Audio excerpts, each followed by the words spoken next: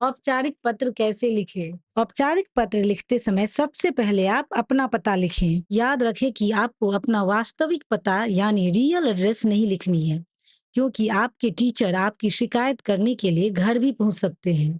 अच्छा रहेगा कि आप अपना प्रश्न अच्छी तरह से पढ़ें और देखें कि प्रश्न पत्र में लिखने वाले अर्थात आपका भी पता दिया गया है या नहीं।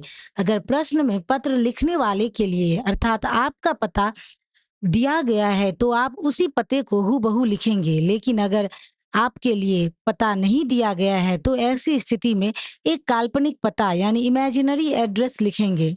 ऐसा ही एक इमेजिनरी एड्रेस आपके लिए हमारे तरफ से गिफ्ट। आप इसे किसी भी औपचारिक पत्र के लिए अपने काल्पनिक पते के रूप में प्रयोग कर सकते हैं। तो आइए हम अपने औपचारिक पत्र में सबसे पहले अपना पता लिखते हैं। अपना पता लिखने के बाद एक लाइन अवश्य छोड़ें, क्योंकि इसी से पता चलेगा कि आपका पता यहाँ पूरा हुआ। फिर आप दिनांक अर्थात डेट लिखेंगे। दिनांक लिखने के बाद फिर एक लाइन छोड़ेंगे ताकि पता चले कि दिनांक लिखने का काम भी यहाँ पूरा हुआ। इसके बाद हम पत्र पाने वाले अर्थात जिन्हें हम पत्र लिख रहे हैं उनका पता लिखेंगे।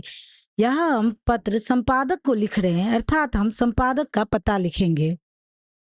पत्र पाने वाले का पता लिखने के बाद फिर एक लाइन छोड़ेंगे ताकि पता चले कि पत्र पाने वाले का पता भी यहाँ पूरा हुआ। इसके बाद पत्र लिखने के मुख्य कारण को विषय के रूप में अत्यंत संक्षिप्त रूप में तथा एक ही वाक्य में स्पष्ट करें।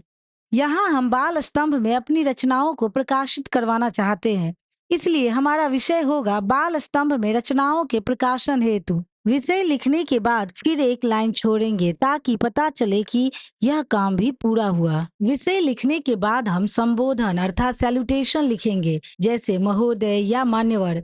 इसके तुरंत बाद बिना कोई लाइन छोड़े हम पत्र का मुख्य भाग अर्थात बॉडी ऑफ द लेटर शुरू करेंगे, क्योंकि यहाँ से हम अपनी मुख्य बात सीधे उनसे कहना शुरू कर रहे हैं। पत्र के मुख्य भाग अर्थात बॉडी ऑफ द लेटर 2 या 3 पैराग्राफ में लिखा जा सकता है। पहले पैराग्राफ की शुरुआत हमेशा अपने संक्षिप्त परिचय से करेंगे। याद रखें, आपका परिचय इस बात पर निर्भर करता है कि आप पत्र किसे लिख रहे हैं।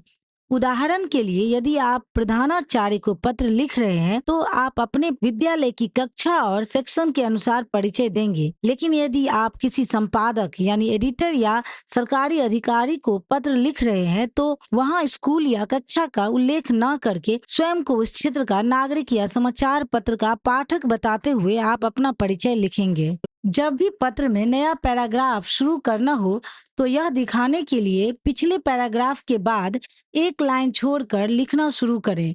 इसी तरह जब आप पहला पैराग्राफ खत्म करके दूसरे पैराग्राफ पर जाएं, तो बीच में एक लाइन छोड़ें और जब दूसरे से तीसरे पैराग्राफ पर जाएं, तब भी एक लाइन छोड़ें।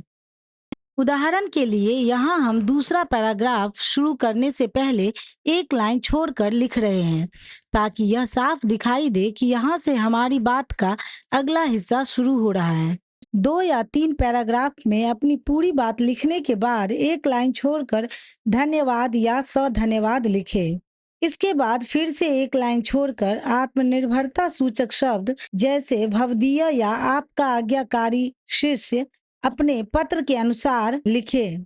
इसके बाद आप अपना नाम लिखेंगे। याद रखें, आप अपना असली नाम नहीं लिखेंगे। नाम की जगह आप अ, ब, स या कोई अन्य नाम लिख सकते हैं। अगर आप ढेर सारा औपचारिक पत्र चाहते हैं तो कमेंट में औपचारिक पत्र या फॉर्मल लेटर अवश्य लिखें।